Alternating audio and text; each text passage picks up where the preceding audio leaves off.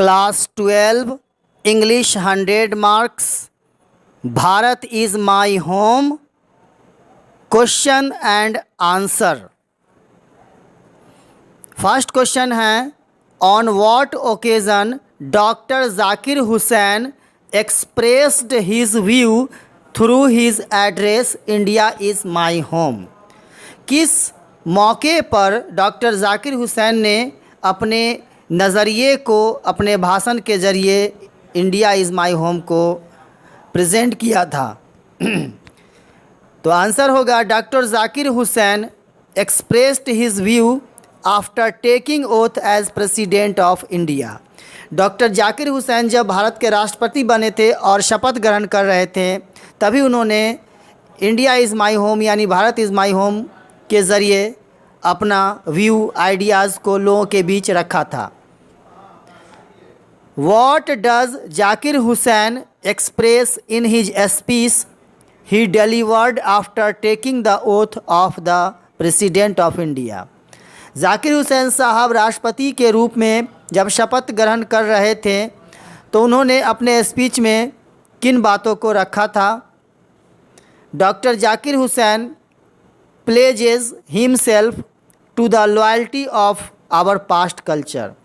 Doctor Zakir Hussain अपने आप से ये वादा करते हैं या शपथ ग्रहण करते हैं कि वो प्राचीन भारत के कल्चर को, संस्कृति को के प्रति निष्ठावान रहेंगे, इस बात की शपथ ग्रहण करते हैं।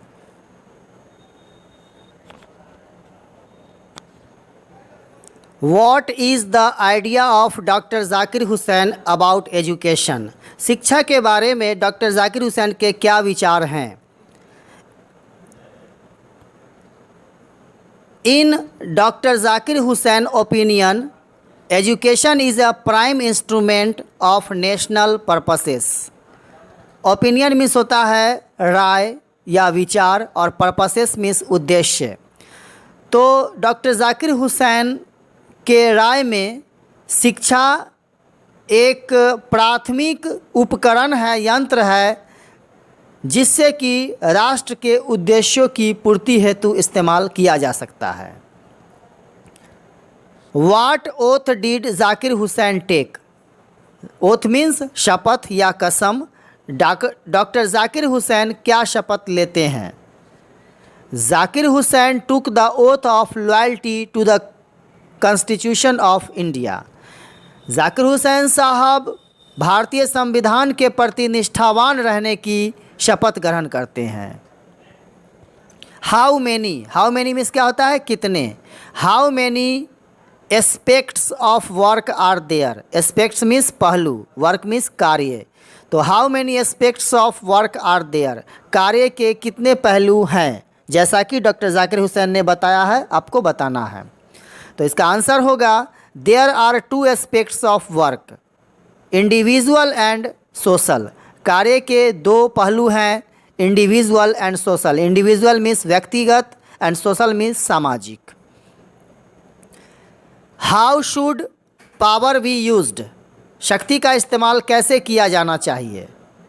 तो आंसर होगा, power should be used only for moral purposes.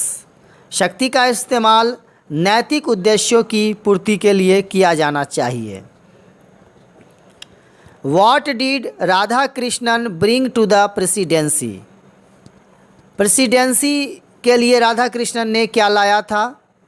तो doctor Radha Krishnan brought to the presidency mental equipment, a degree of learning and wealth experience rarely to be found anywhere. Doctor Zakir Hussain साहब ने प्रेसिडेंसी के रूप में दिमागी तौर से मन को मजबूत बनाने के लिए यंत्र की बात कही थी, और सीखने की प्रथा को आगे बढ़ाने की बात कही थी। उन्होंने कहा था कि हमें ज़रूर से ज़रूर सीखते रहना चाहिए, और वेल्थ एक्सपीरियंस, और उन्होंने बताया कि अनुभव सबसे बड़ा शिक्षक होता है। अनुभव ही एक ऐसा धन है जिससे हम हर कुछ सीख सकते हैं, जो कि आसानी से कहीं भी नहीं मिलती है।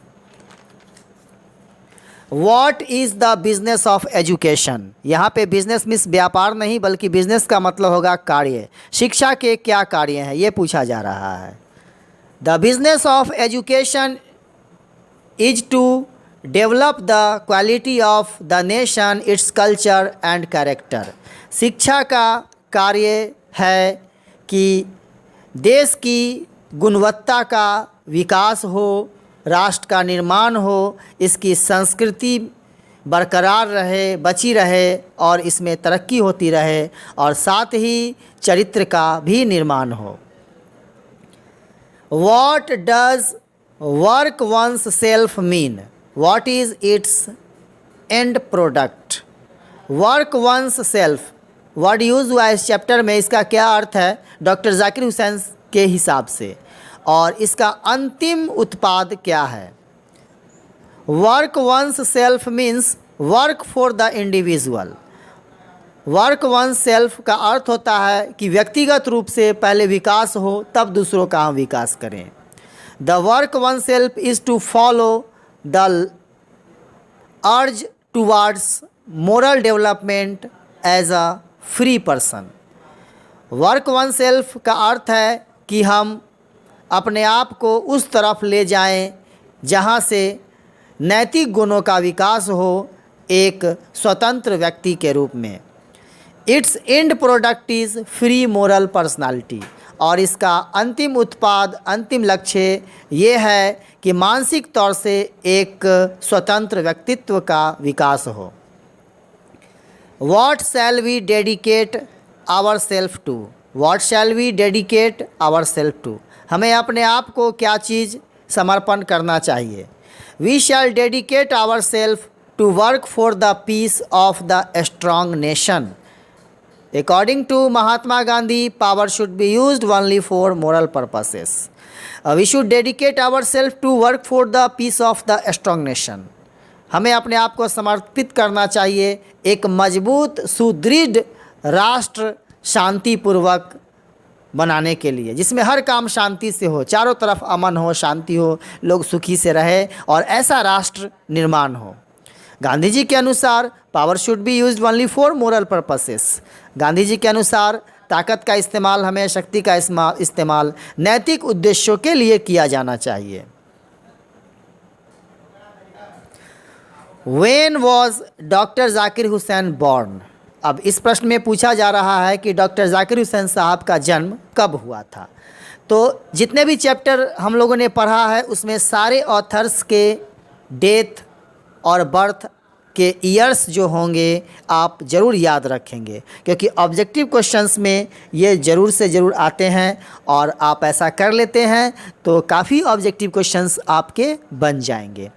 चलिए बहरहाल तो मैं आपको बता दूं, इसका आंसर होगा doctor Zakir Hussain was born in 1897। जी हाँ, doctor Zakir Hussain was born in 1897। Doctor Zakir Hussain साहब का जन्म 1897 ईस्वी में हुआ था। ओके फाइन, आगे बढ़ते हैं हम लोग। अगला क्वेश्चन है, why does doctor Zakir Hussain call India the young state of an ancient people. फिर से मैं रिपीट कर दूं question, why does doctor Zakir Hussain call India. Doctor Zakir Hussain ने भारत को क्यों कहा था कि the young state of an ancient people, यानी युवा भारत, प्राचीन सदियों से चली आ रही यंग, एक जवान राज्य क्यों कहा था यंग स्टेट, ये आपको बताना है इस क्वेश्चन में। चलिए तो मैं आपको आंसर बता दूं, doctor Zakir Hussain calls India the young state of an ancient people because our past is not dead but it is alive and dynamic. Doctor Zakir Hussain ने हमारे पास्ट के यानी बीते हुए कल को, पुराने भारत को एक जोशीला नौजवान, एक यंग एंशियंट पीपल्स होने के कारण कहा है, क्योंकि हमारी संस्कृति, हमारी इतिहास आज भी मरी नहीं है, बल्कि आज भी जीवित है और डायनेमिक है, गजब है। तो वैसे भी कहा जाता है कि भारत की सभ्यता सबसे पुरानी है और पूरे दुनिया में एक विशेष महत्व रखती है। तो ये 12 इम्पॉर्टेंट क्वेश्चंस बच्चे हैं, इसमें से कुछ ऐसे प्रश्न मैंने लिए हैं जो एग्ज़ामिनेशन में आने की पॉसिबिलिटी है, संभावना है, ये क्वेश्चंस बुक्स में नहीं मिलेंगे, कुछ क्वेश्चंस तो बुक्स में हैं। लेकिन बच्चों, मैं बार बार तुम लोगों से ये कहता हूँ कि मेरी समरी की वीडियो ज़रूर देखो। हर चैप्टर्स की 21 चैप्टर टोटल है, इसकी समरी की वीडियो आप ज़रूर देखिए और समरी की वीडियो देखने के बाद उसके ऑब्जेक्टिव क्वेश्चंस पढ़िए। ये 2 काम कर लेने के बाद ही आप तीसरे राउंड में क्वेश्चंस आंसर में आइए, तो मैं जो पढ़ाऊँगा वो आपको समझ में भी आएगा। ऐसा ना हो, नहीं तो क्या होगा कि 1 से 2 मिनट आप वीडियो देखोगे, फिर स्किप कर जाओगे और दूसरे वीडियो पे चले जाओगे, या गाना सुनने लगोगे, या अपने मनपसंद प्रोग्राम देखने लगोगे। तो कोई भी चीज़ जब हमें समझ आता है, उसमें इंटरेस्ट आता है, तो हम खुद ब खुद पूरा देखते हैं। मैं कभी भी ये नहीं कहूँगा ज़बरदस्ती कि मेरी वीडियो देखो, मेरी वीडियो को लाइक करो, इसे पसंद करो, शेयर करो। ऐसा मैं इसलिए नहीं करूँगा क्योंकि मेरा मकसद है ज़्यादा से ज़्यादा बच्चे सीखें और वो पढ़ें। और ऐसा तभी होगा, वीडियो इंटरेस्टिंग तभी बनेगा जब कुछ आप सीखना चाहोगे और कुछ आप सीखोगे, कुछ मैं सिखाऊंगा, और तभी जाके तालमेल बैठेगा। वो कहते हैं ना, एक हाथ से ताली नहीं बजती। मैं कुछ भी नाक रगड़ के रह जाऊँ, कितना भी प्रयास करूँ, अगर तुम अपने तरफ से मेहनत नहीं करोगे थोड़ी सी, तो फिर कुछ भी नहीं हो पाएगा। इसलिए मैं सारे बच्चों से रिक्वेस्ट करता हूं कि मेहनत करते रहो, और जितने भी ऑनलाइन क्लासेस यूट्यूब पे वीडियोस हैं वो सब बेकार है अगर तुम सेल्फ स्टडी नहीं करते हो, बुक्स अगर नहीं देखते हो, तुम्हारे पास बेसिक नॉलेज नहीं है, तो यूट्यूब पे भी कितना भी हम चिल्ला चिल्ला के रह जाएंगे, आपको कुछ समझ आने को नहीं है। तो अपनी बेसिक नीड्स, अपनी बेसिक पढ़ाई को कंटिन्यू कीजिए, उसके बाद यूट्यूब पे भी देखिए। सिर्फ यूट्यूब की वीडियोस देख कर के आप चाहोगे कि मैं अपनी पढ़ाई पूरी कर लूँ, तो ये पॉसिबल नहीं है। क्योंकि आजकल हमारा स्वभाव क्या है कि हम किसी भी एक वीडियो पे ज़्यादा टाइम नहीं दे पाते हैं। हम लोग थोड़ी सी देखते हैं, थोड़ी सी आगे बढ़ते हैं।